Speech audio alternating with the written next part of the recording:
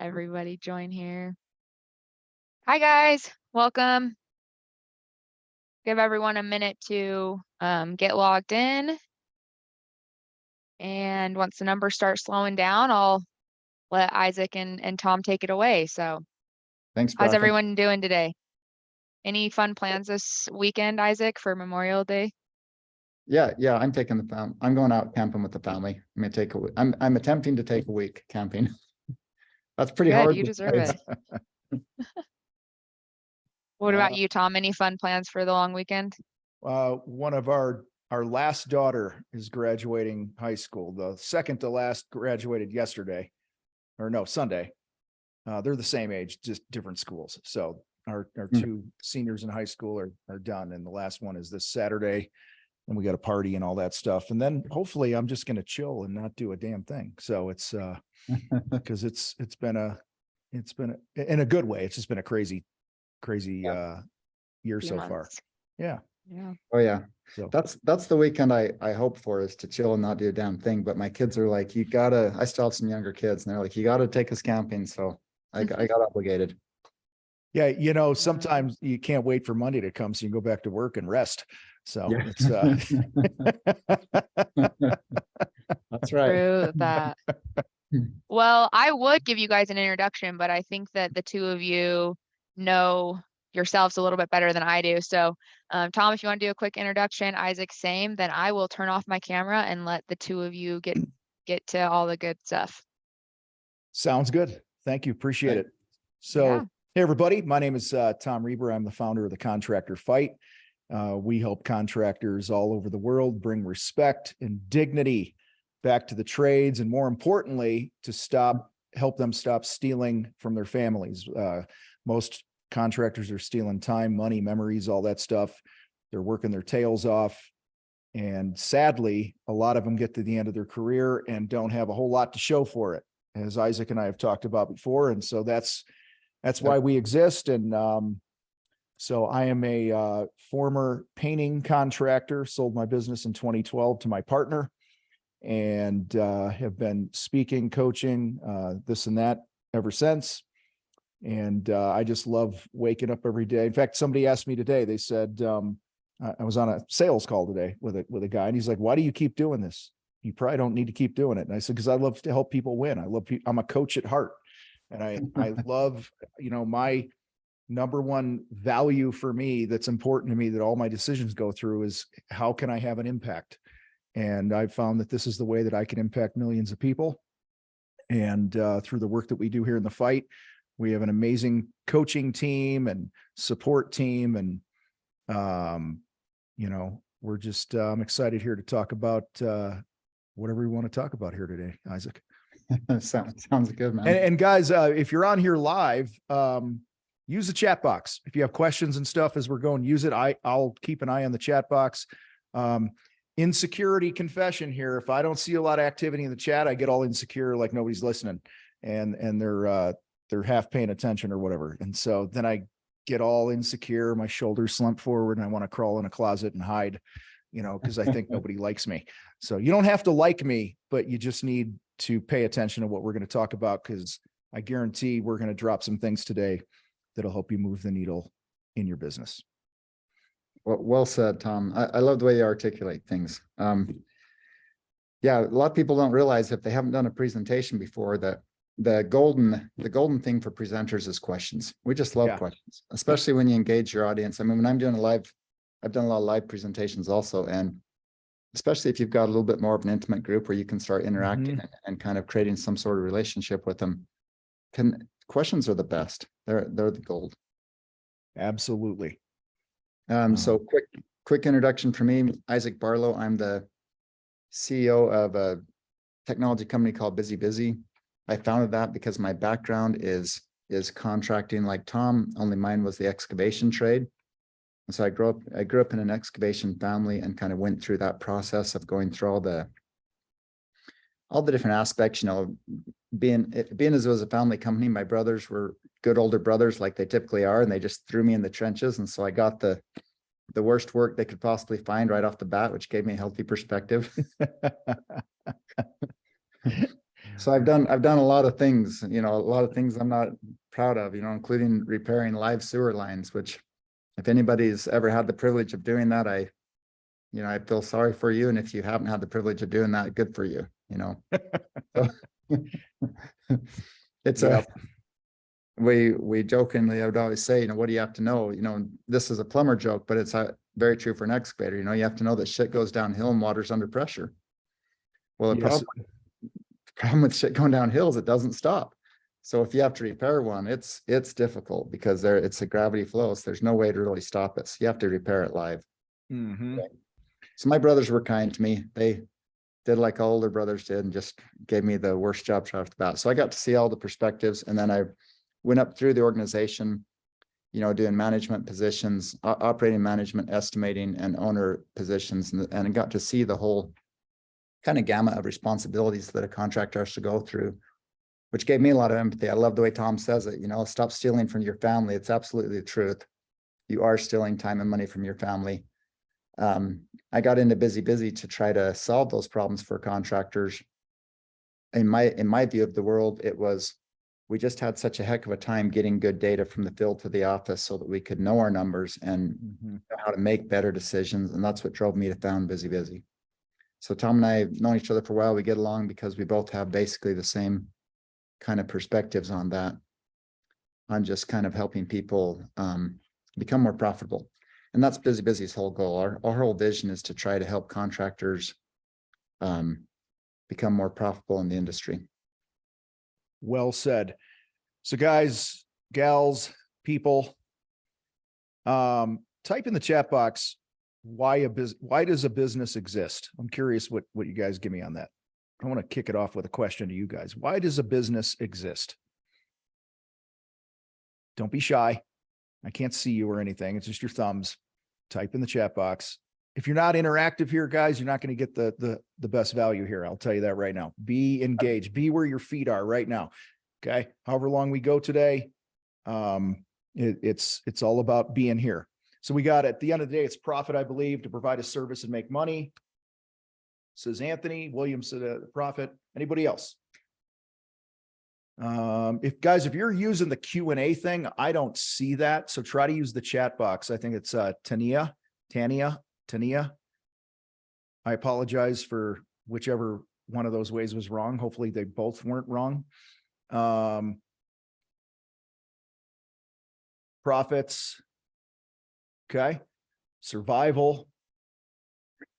So I have provide a service on for what's on demand.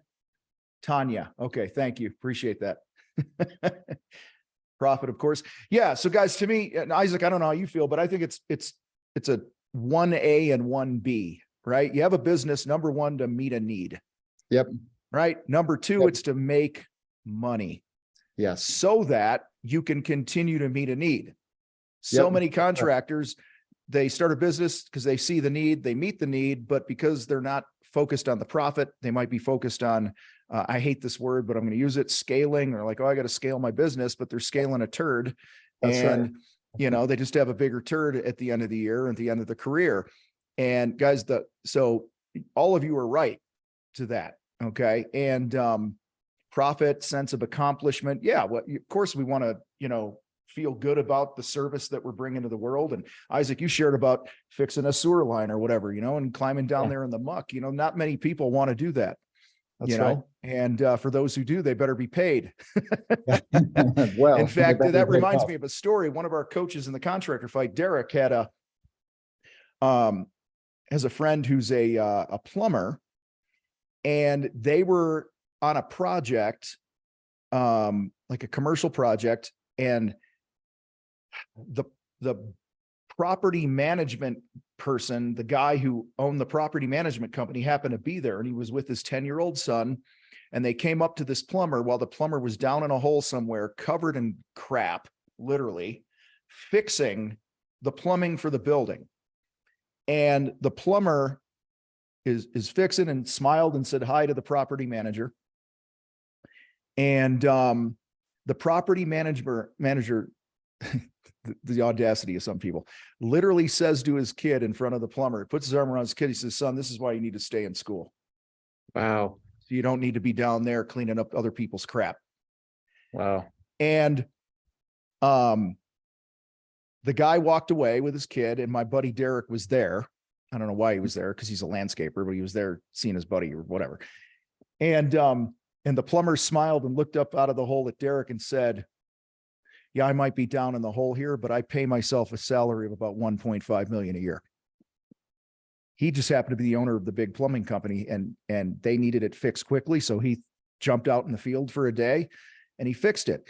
One of my partners and mentors, Steve Schinholzer, owned North America's largest swimming pool maintenance company for many years. He sold it about 30 years ago for millions of dollars.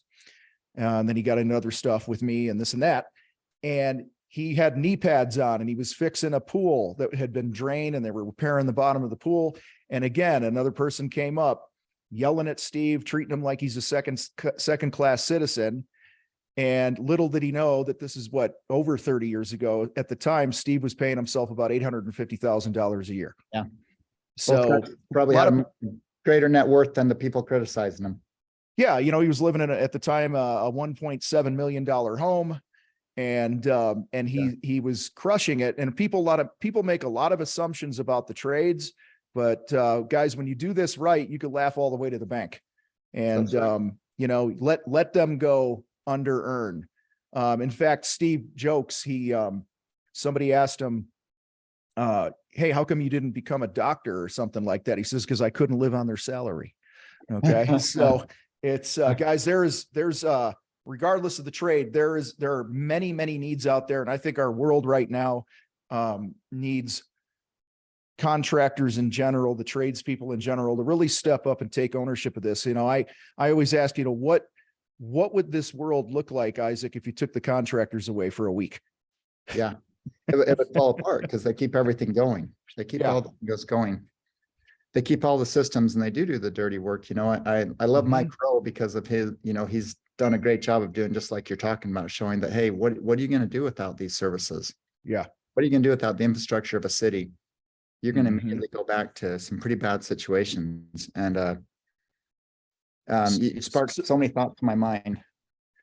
So this begs the question, you guys that are here live here.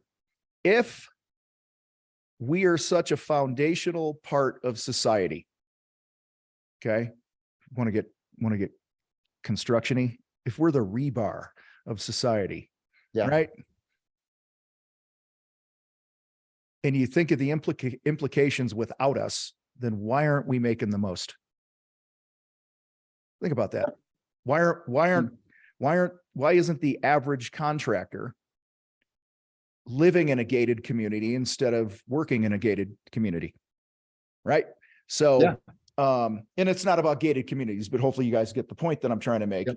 And so it's time to be confident in what we're doing and level up. One thing, Isaac, we always talk about in the fight is, if you put in a quarter of the time learning the skills of running a business, as you have learning your trade, think about how much different your business would be, how much more profit you would make, how many more people you would serve, how many more people you would employ and help them change their lives and give them a future and be there to witness them their family buying their first home or whatever it might be and fulfilling their dreams.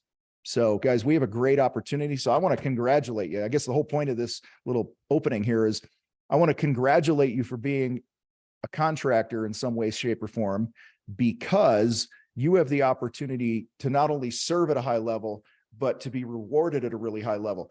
Again, perspective here. Isaac, we've talked, maybe last time you were on my show, we talked about this. Some of you guys can make a 2% shift in your gross profit. You can make a 1% shift in your lead flow. You could increase a job size by 2, 3, 5%. Those little tiny small hinges that swing big doors, those tiny little percentage swings in a contracting business can mean tens or hundreds of thousands or millions of dollars of profit. Compare that to somebody who's like a personal trainer, right? Mm-hmm. I mean, how many big moves does somebody who's selling a $75 an hour service as a personal trainer need to make in order to really move the money needle and all that stuff? And so again, you guys are in a great place. And if you're on here, or if you're live, or if you're catching this replay, just the fact that you're doing that to me says that you're among the uncommon contractors that are out there that are actually paying attention to the business side. So give yourself a little pat on the back or a little golf clap. So that's right. The fact that they're attending this webinar shows that they're in that mentality of improving themselves and increasing profits. I was having, I have these young contractors come talk to me all the time, say, hey, what advice can you give me? What advice can you give me? And I told them the same thing you just said. And by the way, then I sent them one of your videos. I said, you need to start following this guy. I said, start investing. I said, you're working in your job site 50 hours a week. So I asked him, I said, how much time you spend on work? And he said, 50 hours. I said, okay, I want you to shift it to 40 hours production time. And I want you to take 10 hours a week and start working on yourself, working on building your business, start working on your business, not in your business, start building your leadership skills, start learning how to understand how to make more profit, start working on just improving yourself. Because what's amazing to me about the construction industry is I 100% agree with you. I think it has some of the most profit potentials of any industry out there, and it gets wasted. Yeah. And that's why it has that potential, because when a market wastes a lot of money, like the construction industry does, it has the opportunity for someone who is really good, who really focuses on winning, who focuses on building their profit and watching their numbers and making sure they don't waste, and that they take the opportunities you're talking about. It has the highest amount of opportunity. My opinion, Kay, is that the construction industry has an opportunity for a 25% net margin. I believe that. Yeah. Most people make, my experience is 5 to 8%. That's successful contractors. They make 5 to 8%.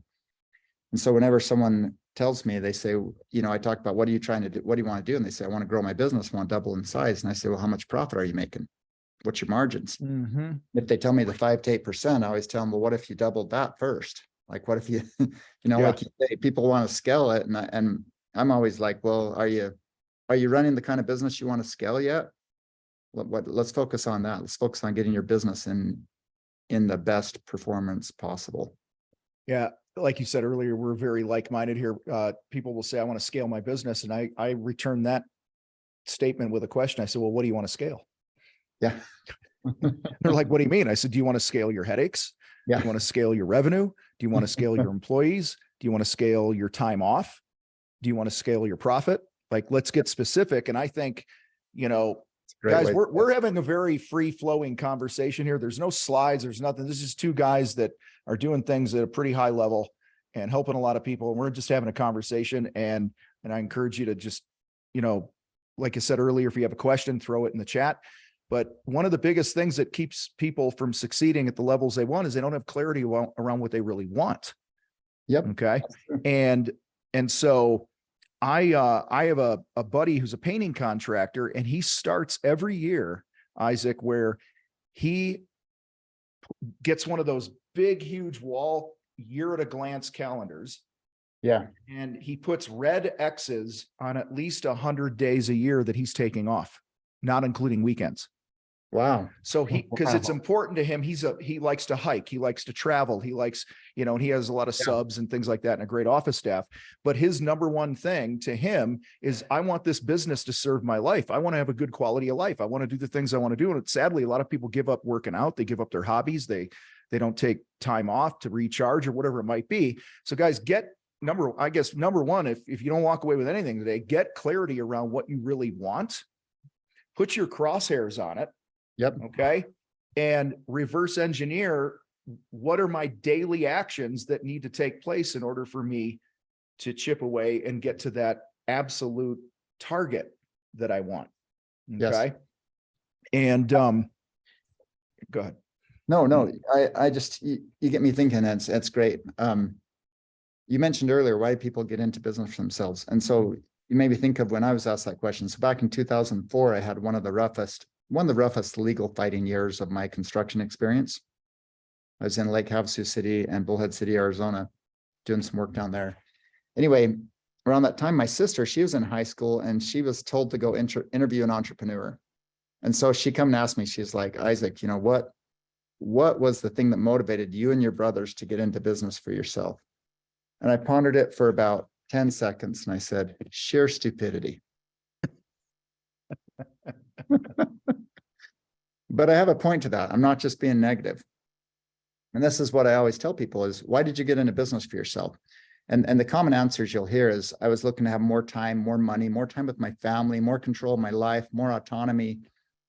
And that was why I had my answer as I did. It's like, well, when I was just getting paid a wage, I was making pretty good money and I never had any problems, didn't have a lot of headache, and, go into business and you have all these challenges you get into, right?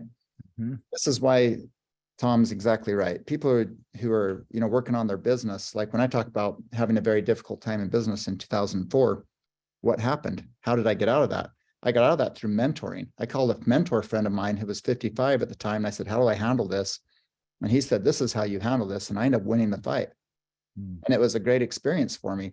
And this is part of your mentoring. If you'll go in and find people who know how to be successful and find out how you can be successful, you will get past so many of the hurdles, so much of the learning curves that just suck, and business, if you go after it in the wrong way, it can suck out your time. It can suck out your money. It's like Tom said in the beginning, stop robbing from your family, get back to that goal of what did you get in business for in the first place? Like you're saying, probably more time and more money. So let's focus on that goal, and then goes back to what you're saying is that what you're scaling? More time and more money? Yeah. Like you want to have more time, like your friend. I want to have 100 days off, or maybe each year I want to add some days or whatever it is, and I want to make more money. Well, great. Now we've refocused on the goals. Let's talk about how to do that. It's funny as you're talking, I'm thinking you're talking about the time and money thing. I'm like, well, all right, if I step outside of that and I do, I pick another skill, let's just pick a hobby, like playing guitar. Yeah. Okay. Golf. I don't care what it is. The more time you spend in the game of that thing, guitar, golf, whatever, you would think just naturally, just by repetition and doing it over and over, you're going to get better at it. You're going to get more efficient at it. You're going to, you know what I'm saying?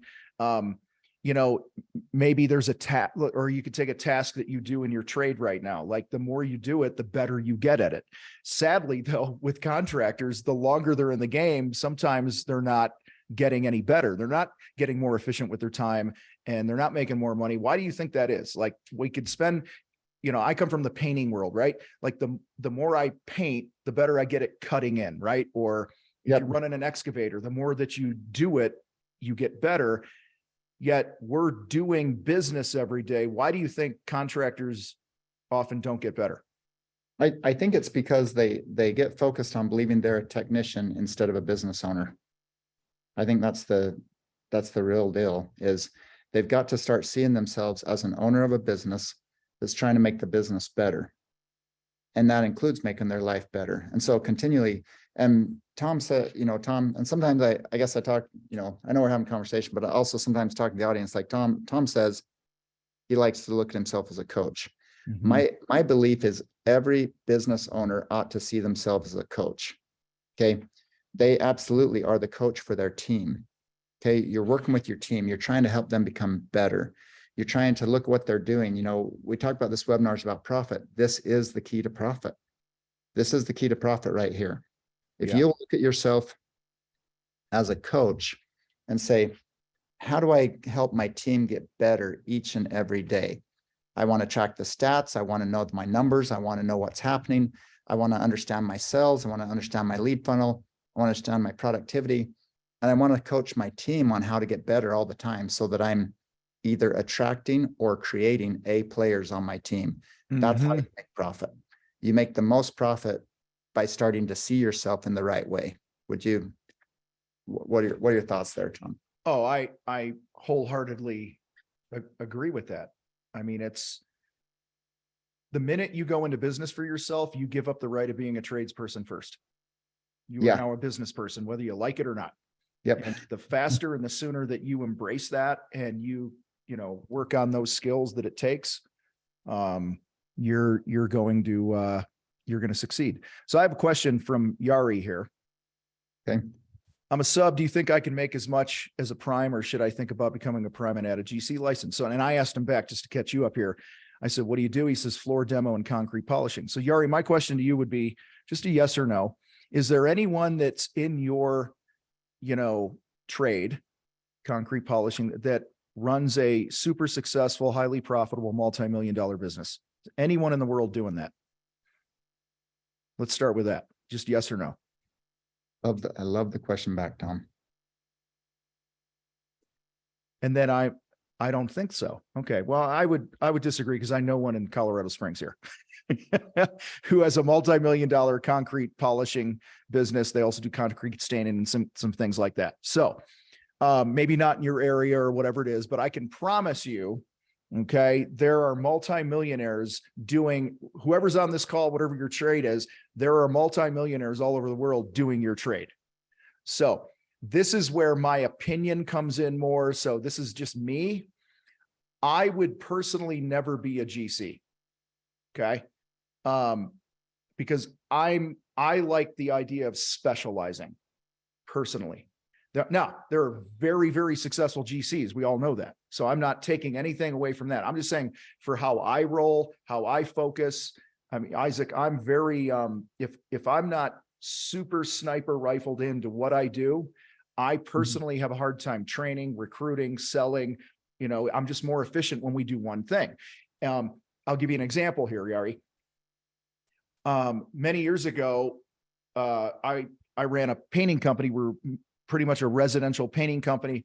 And then we did some like new builds for some high-end custom builders. So it was residential repaints, high-end custom builders and remodelers. That was our wheelhouse, doing 300 to 400 projects a year. And I got this stupid idea one day. I woke up and I said, we're going to add commercial painting. Okay. And I created a side brand to my business, a little, whatever you want to call it, DBA underneath the corporation, whatever. I forget how we did it, but doesn't matter. And what I found when we started, and this failed, by the way, I'll give you the end of the story. It failed. It didn't go well. Here's why it didn't go well. Just one example. Our crews were bouncing from Mrs. Jones's living room one day over to some commercial new build, right? The next day or the next week, and then back to this. And it was very hard for us to have repeatable systems in place and, with the job flow and the flow of things. And so for us, it didn't work well because our focus was divided. So this is why, one of the reasons I'm a specialist. Okay. That's why I just, if I'm going to paint, I'm going to be like a residential painter. If I'm a concrete guy, I'm going to specialize in a certain, like, concrete polishing, staining, things like that are within that vertical.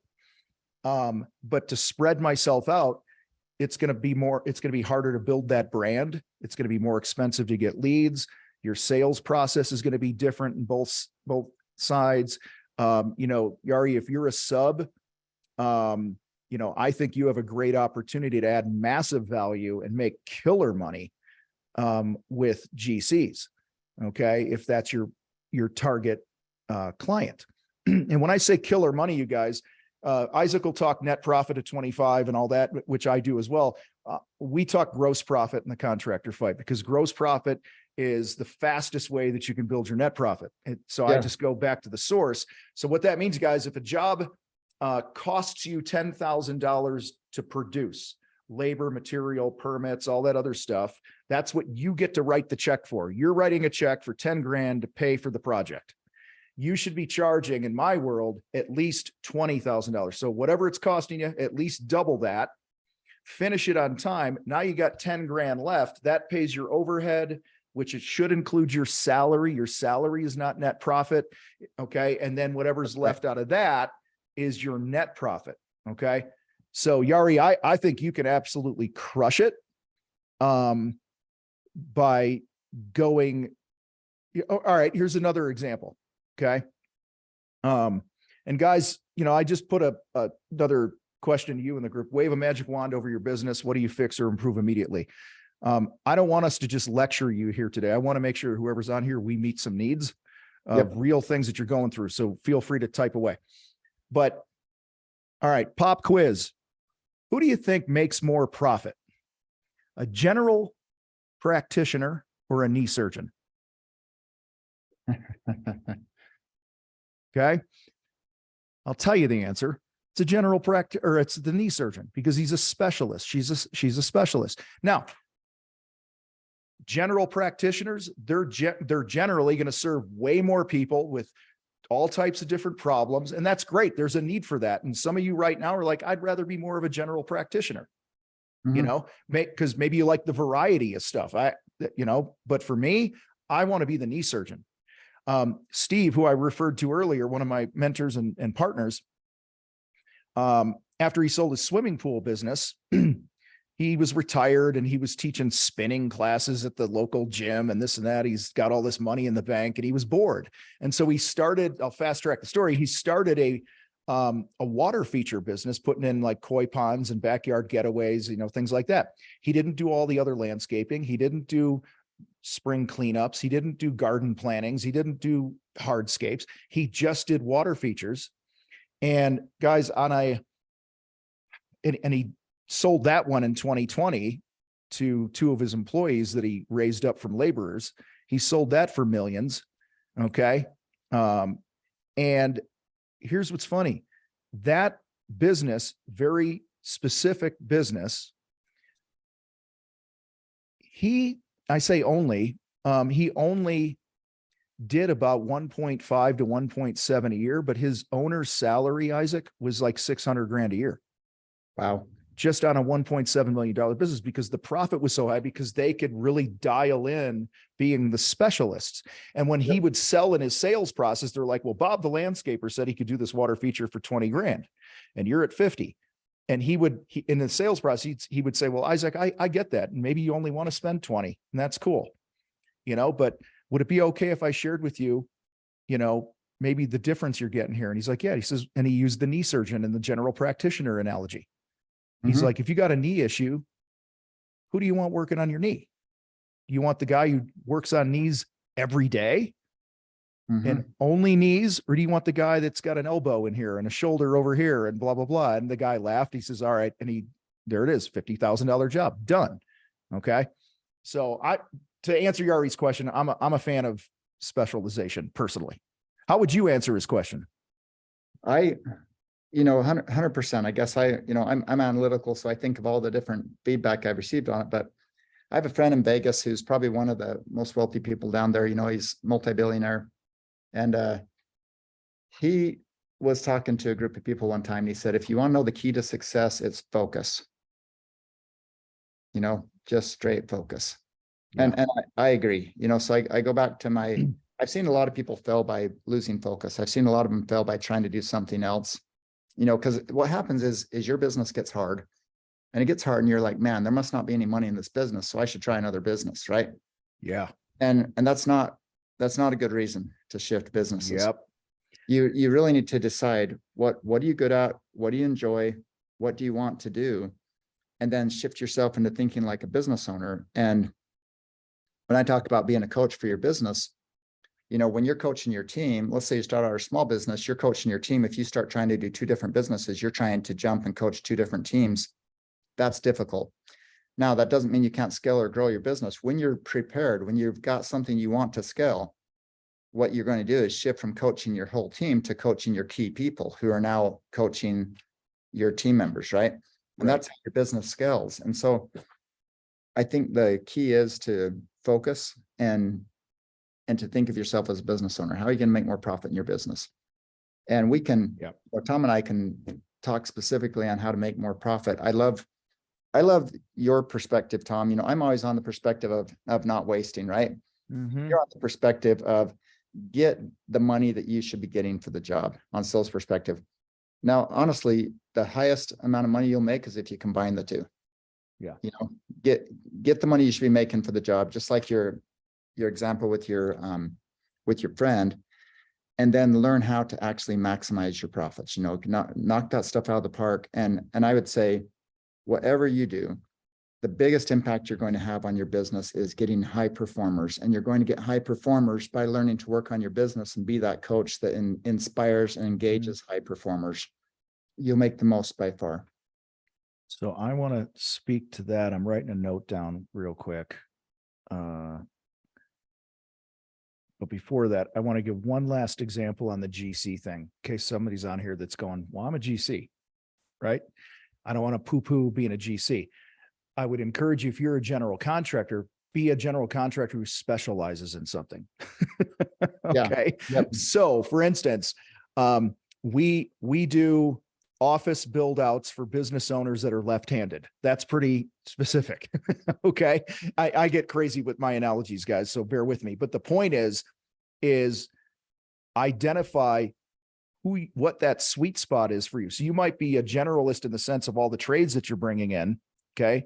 But you're still a general contractor, but you specialize in we build gyms, we do auto dealerships, whatever it is, find a niche in there and you'll go a lot further. So agreed. Talked about attracting high performers. This is where I think a lot of people fail to start that I've worked with through the years. And as much as you might not want to hear this, you guys, it starts with you as the leader. You will attract who you are. Okay. Yep. So if you're pardon my French, if you're a shit show with your daily discipline and chaos and you can't stay on track and you're just bouncing all over, you're not getting oxygen for you and taking care of you, like success is an inside out game. So in order to attract high performers, you have to be a high performer. Okay. Because high performers, winners will not invest their time and talents and risk their future with a company that they don't have a clear future of how they can keep winning in their life. Okay. So for those that struggle with building a team, I've been through this struggle many times and I have to revisit it probably once a year at some point and go, how am I showing up? Am I being the example? Am I living and acting and speaking in integrity? Okay. Am I leading the way in all the things that I say are important to our culture? And if not, I just got to self-correct. And that's why you have coaches and mentors. And I have people on my CEO tells me the truth. And he's like, hey, you're being a knucklehead here. You need to dial this in. You're sending the wrong message to the team. And you have to be able to have that, or else you're not going to attract those high performers. Yeah. All right. So we got people live on the call here, guys, and ain't nobody putting a question in the box. So, right when I said that, William typed a question. Right. All right. Hero status, William. There you go. To those others, okay, guys, do not be bashful with this. We want to help you. Okay. What are some of the best practices you both have encountered and used to ensure that communication between all the different moving parts to a construction project is effective and limit the amount of miscommunication between everyone? That's such a fantastic question, by the way. Great question. All right. You want to start, Tom, or you want me to start? Either or. Okay. I'll start with it. All right.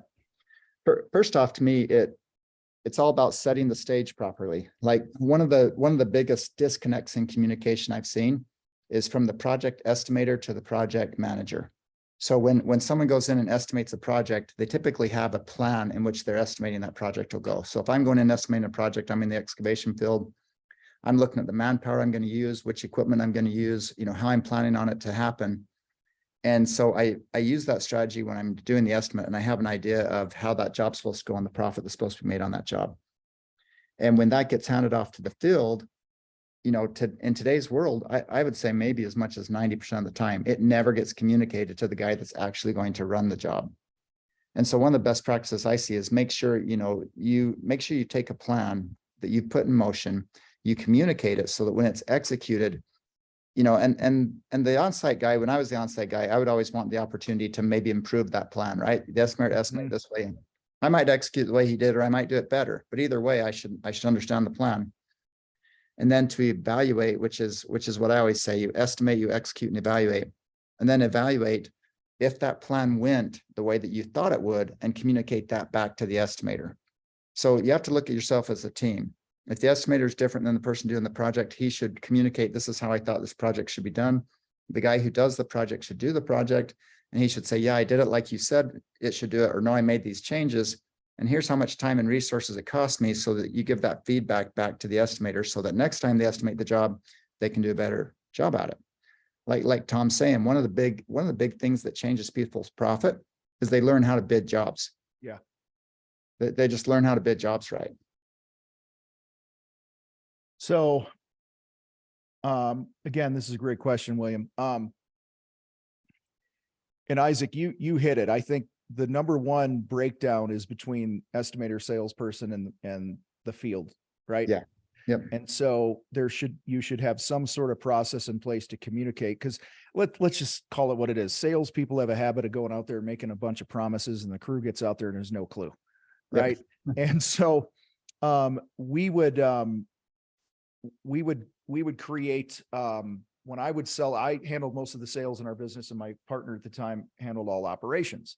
And he got sick of getting blindsided by things, that I didn't communicate. So I had to we created a process where when I sold a job, I would take 5 to 10 minutes and type up a notes page. Mm-hmm. This was really important. This is the problem they had with their last contractor. That's really important to them, whatever it might be. It could be as simple as one woman I remember is like, I'm like, what's the worst thing that can happen on this project at your house? She's like, the worst thing is you wake up my twins when they're napping. Like, and it's a residential thing, right? There's always something. And that notes page would go in there. And then we had a weekly operations meeting where our format, we had a format to it. I'll skip through the first two, but one of the steps in the agenda was new work sold. And if Isaac is one of our foremen or crew leaders, like we called him, we'd go, hey, Isaac, here's the Smith job, or here's, whatever build out it is, and this and that. Here's the paperwork, or it's in your, I know there's all these apps and stuff like BusyBusy and stuff, right? You can communicate things. Yeah. I've uploaded it here. You have it. Here's some of the things that are important. Go ahead and put eyes on that. And tomorrow, let's, schedule a time to talk for 15 minutes on the phone and just kind of go over some of these things that are important when we would hand it off. That was step one. Step two for us is we would do what we called the transfer the trust meeting.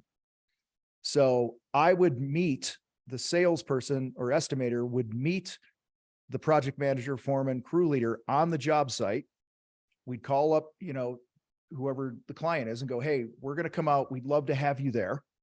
Mm-hmm. And we're going to walk the job and make sure that we're all on the same page. And guys, this, depending on the job size, but most, it's an hour, right? At the most, just to, whatever.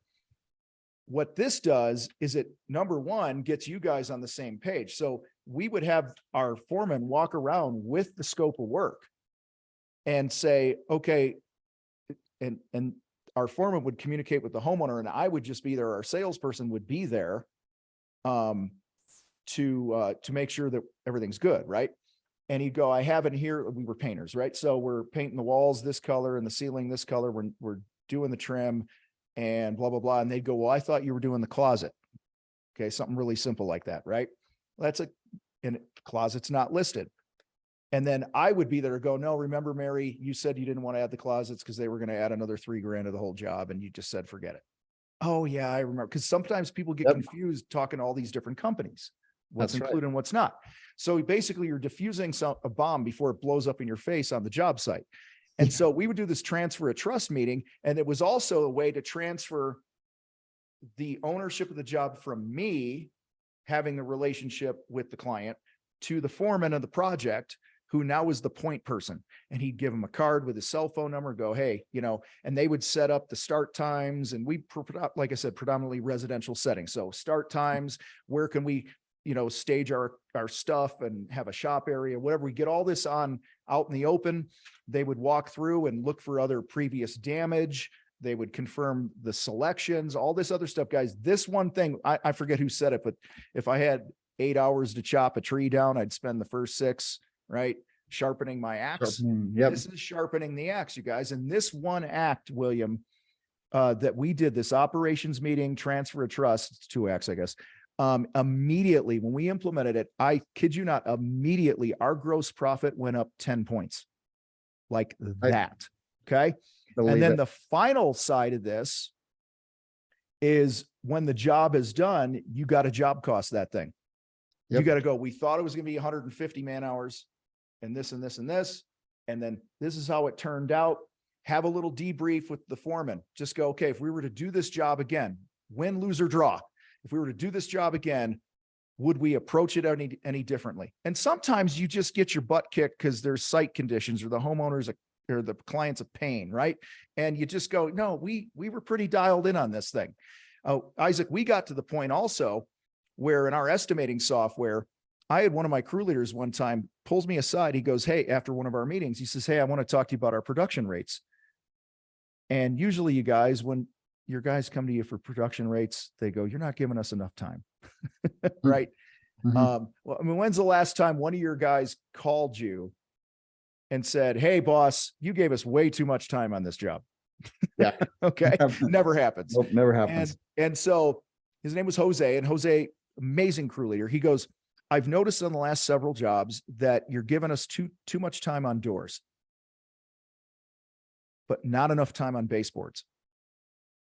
I opened up the app. I went to my productions page and we had a conversation for 3 minutes. I edited the production rate times, saved it, and boom, now we're estimating properly based on the feedback I'm getting from the crew. Okay. And they need to understand that you're not out to get them. You're not out to give them less hours than they really need. But when you build that trust, you have that sort of a culture where we can all win together. They're going to come back to you and they're going to give you feedback like that as well. Because the goal, because here's the problem with that. If I'm bidding a job for 100 hours and we can do it at 80, how many projects am I not getting? Yep. Right. So estimating is part art and part science. You got your production rates, and then you got the other crap around it. Yeah. So, Yep, and that's the art. Yeah. Selling is part of that art. Knowing, we can get into all kinds of aspects, but that communication that Tom, you're talking about is just unbelievable. I was thinking what you said about diffusing a bomb. It's warranty work. It's change orders, so many things, like on site one time, we're working with the homeowner, and the homeowner told the concrete guy, I want my curb 11 feet apart. This is what I want. And curb, if you've ever poured curb's a big amount of work, right? Well, the concrete guy, the one she talked to was not the one that came to the job. And so the one that came to the job made an assumption he poured them 14 feet apart. Okay. So we had the privilege of going in and ripping out all that concrete after so that it could be poured 11 feet apart. Yeah. And it's just one of those examples of, what do you think that did? Do you think that killed the profit for that job? No, it killed the profit for that job and probably 5 other jobs. Like there's usually not enough profit in a job to handle that kind of a mistake. And the mistake could have been avoided by Tom's transfer of trust concept here is this kind of communication. It just will save you so much money and add to your bottom line. I just, love this question, love this idea. Yeah. Well, William, I would also add this, whoever's running your projects, this is what I did early on. I took the guy who was like the best painter and I made him the crew leader. Doesn't mean he's the best leader. That's right. Okay. And so we had a thing in our business over trial and error. We came to realize that the person to run the job was the person who was the best thinker. Okay. Just to give you a blanket statement. And what I mean by that is whoever's running a project has really 3 responsibilities. I'm writing it as I'm talking here. Number one, they're responsible to manage the actual work, right? Yep. The scope. Number 2, they're responsible to manage the crew. And number 3, they're responsible to manage the client. So if you have somebody leading jobs that's not doing those 3 things, either you got the wrong person or you just haven't done a good job like focusing on training them and what that really looks like. And so for us, it became where our fastest producers were not the ones running the job. Typically, they were the ones that were thinking around the corner going, this is on my radar for this. And and sequencing and thinking and really strong in communicating. Now, total side note, this was a coincidence. We didn't do this. I'm not saying this is how it works for everybody. If you guys are familiar with a DISC profile, DISC, okay, you got D is dominance, like real type A personality, take charge. I is influence. They're like people, hell for them would be working in a cubicle all day with no human interaction. And they're kind of the life of the party. They're the ones, planning the parties. You have your high S's, which is like steadiness. And you have your high C's, which is like your accountants and engineers, highly detailed people. When we did a disc on our crew leaders, Isaac, it was crazy. They were all mostly high S's. Like those people that wanted a process, they followed the process, they trusted the system and the process. They didn't have high. I'm a high D, high I, so I have crazy emotional spikes. Like I get really fired up, really happy, but I'm a total take charge person, but sometimes I destroy everything in my way to accomplish the goal. Where the S doesn't want to ruffle feathers, is a really good diplomat, is tactful, is cautious, is rarely going to say things that are going to rub people the wrong way. They're typically wired just to communicate in a way that draws things out of people. So for us, we found, just kind of a side note here, high S's were actually really good crew leaders or foremen for us, but they also had to have an element of the D in there, right? To take some charge and give direction. So it was funny. I don't know if that helps anybody, but for us, it worked. But I think it's a great piece of advice, honestly. Very great piece of advice. So I want to share here, Isaac, we've talked a lot about profit and stuff, just a couple, areas of focus, I think, that'll help people move the needle. And then if there's any other questions, we can handle those. But it's what we call in the Contractor Fight, the big three. And I don't care what level your business is. Obviously, as you grow, things get more complex. There's some leadership issues and people and recruiting and this and that. However, when I do the workshops I do, or our battleground group or whatever it might be, we always start with evaluating your big three. And the first is your confidence in numbers. Okay. Like, guys, if you're not confident in what it costs you to run your business each day, okay, you're hurting yourself. And I know there's a lot of tools out there and stuff, but let me give you an example here. And confidence numbers starts with understanding what it costs you to be in business. And then it's job costing and pricing and all this other stuff.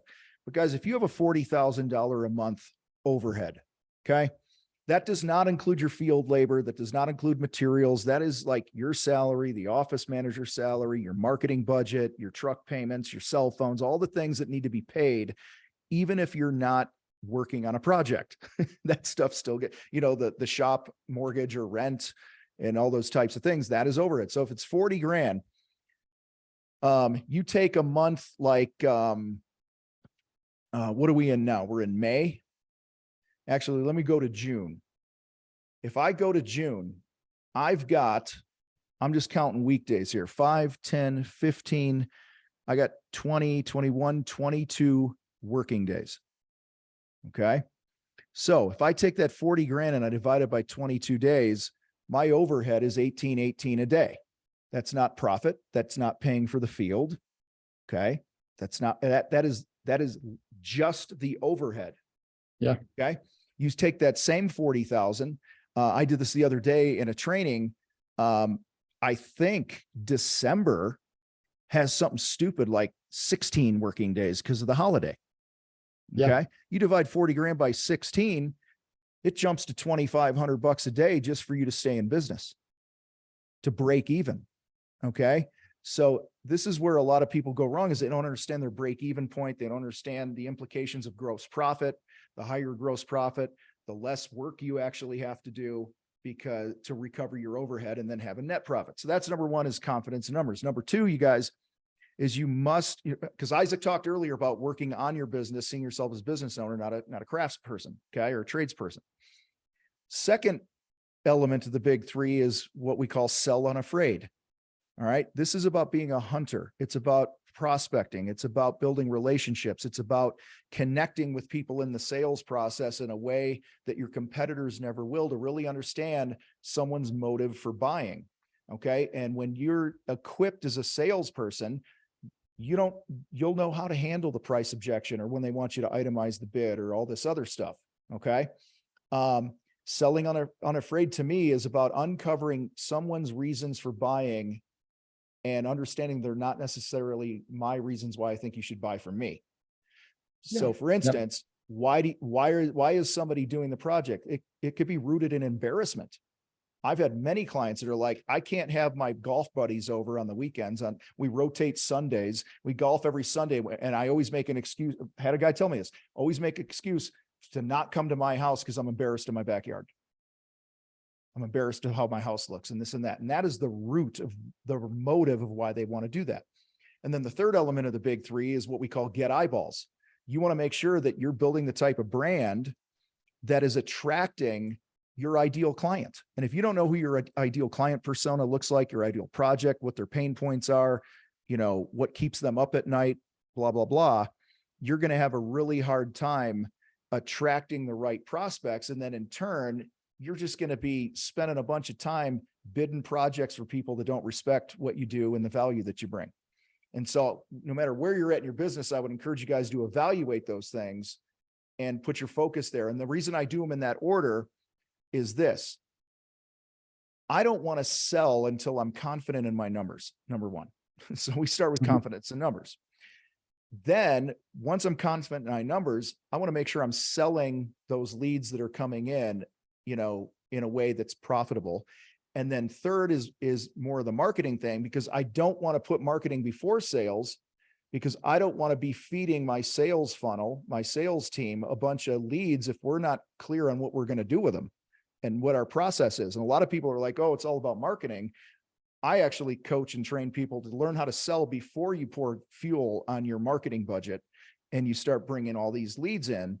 That way you're not wasting a bunch of time, not having a sales process. Because sadly, Isaac, most contractors don't have a repeatable sales process. No, they do not. And so they do it differently. You got 300 leads a year, you're on 300 different sales processes, right? That's a problem. That's why you never get better at it. That's exactly right. I love the big three. My shameless plug for BusyBusy right here is on the number one, know your numbers. That's where our tool helps. We serve about 70,000 users across the US and some other countries now. And that's what we focus on. We focus on helping you know your numbers, whether from tracking, job costing, job site daily reports, you name it. So we really focus on helping that. I couldn't agree more on the big three items. I just keep pondering, like the beginning of our conversation, what you're talking about, the guy that's down in the hole and the person saying, hey, you don't want to be like him. And he makes $1.5 million a year. One of my first gals that I hired, I was working on getting my, my business, my bachelor's degree in business administration. Got so busy I couldn't finish it. Okay, just couldn't finish it between my business and and I was founding BusyBusy at the time. Anyway, one of the first girls I hired, she had the exact degree I was going after, and I paid her $11 an hour when she came on. And it's not, and I'm not trying to put down a college degree. I'm just saying that you got to put it in perspective. You can make a tremendous amount of money. I love your comment about doctor, that they couldn't live on a doctor's wage. Yeah. Most contractors that I know that are successful, I talked to one recently, I told you, I believe there's 25% margin. He had it. He nailed it as a concrete guy. He did about 16 million a year and, 25% net margin. And by the way, just to be clear, what I call net margin is after you have paid yourself, like Tom said, you paid every single thing. What do you come home with and have to pay the IRS taxes on at the end of the day? That's right. It should be 25%. And that's a big achievement for most people. Anyway, he achieved it and he was a concrete worker. Love it. And he is the humblest guy you meet, and you'd have never known that guy put that kind of margin on his bottom line. And that's 1 year. Just incredible. So there's a lot of profit to be made in this industry, and working on your business, working on yourself and on your business is a good way to do it. And there's tools out there like BusyBusy. I think obviously we're one of the best tools, but in addition, you need coaching, you need that mentorship we're talking about. And, we love the Contractor Fight. We love Tom Reber, and I, couldn't advocate more. By the way, Tom, I recommended you to a contractor friend of mine 4 years ago when we first met. And the other day I was talking to him, and he was talking to me about how he still follows you and follows all your podcasts, and that he's recommended a whole bunch of his friends and stuff to follow you. And I was like, that's great. And so it's working. Awesome. It's working. I appreciate that. I appreciate that. Well, thank you. And honestly, he appreciates it. It's helped his business. It's helped his business. So Awesome. Yeah, William, it's called The Contractor Fight. It's on Apple. It's on Spotify. It's actually the #1 contractor podcast in the world. We have, 30 to 40,000 downloads a week. I think we're closing in on 800 shows here pretty soon. wow. And we also have Contractor Fight TV on YouTube with over 800 videos and stuff. And, and again, Isaac, you're not at all shameless plug for BusyBusy. I would also encourage people to check out, I just put a link in there. Our Battleground program coaches on all of those big 3 things that I was talking about. You get crazy attention from our coaching team and myself. And the domain says /AI because we opened the program up last night and we're, again, we only open it a couple times a year. And in June, we're doing a special series. I'm bringing in a bunch of experts on AI to how to use AI in your contracting business to be more profitable and efficient, in addition to all the other stuff that we do with strategic planning and sales training and things like that. So, but yeah, man, it's, That's fantastic. I love that you're embracing AI. yeah, we had a short training that I did on kind of give the overview of it last night. And, it's pretty crazy and it ain't going anywhere, guys. It's going to be here. So you might as well, skate to where the puck is going to be and start leveling up some skills there. But, any more questions, you guys? Anything you're struggling with? Yeah. Anything on fire? There's always things on fire. Yeah. There's always things on fire. Yeah, I in our local college here, I did the same thing. I advocated they start an intro to AI class and really focus on the business owners, and then do a little bit of advanced AI class that's basically creating certified prompt engineers. Because it is where everything's going, and AI can help you. It can help you so much, especially if you're the administrator of business, you're doing clerical work. It's just incredible. Yeah. Yep. Guys, you can use it to create job descriptions, job ads, SOPs, marketing thing. I mean, it's crazy. And I'm excited. We got 4 or 5 people in the month of June that are doing special trainings inside of Battleground, dude. And it's going to be crazy. They're telling me what they're going to do it down. And I'm like, man, I didn't even know that was a possibility. So that's awesome. We'll push that out too. We'd love to help promote you on that. Appreciate you, man. Okay. Likewise. All right. So looks like questions are done. Yep. It's been good to see you, Tom. Good to catch up, man. Yeah, always is. I still want to follow up and I want to do a full podcast on culture. Let's do it. Yeah, we'll get you on, man. You got to do that. Okay. And yeah, guys, check out BusyBusy if you're not using it. It's good stuff. We've been connected for a few years now, Isaac, and hear nothing but good things about what you got going there, man. So yeah, thank you. You got it. Getting funner all the time. Cool. All right. Well, appreciate y'all. Have a great day. Thanks, everyone. Reach out to either one of us if you have a question or something you need help with, and we'll do what we can to help you. Yep. And Bracken put in a podcast episode there, so love that. And which is probably the episode with you that we just did not too long ago. So there you go. Yeah, appreciate it. Awesome. Okay, thanks everyone. Take care. Everyone. Have a great day. Bye.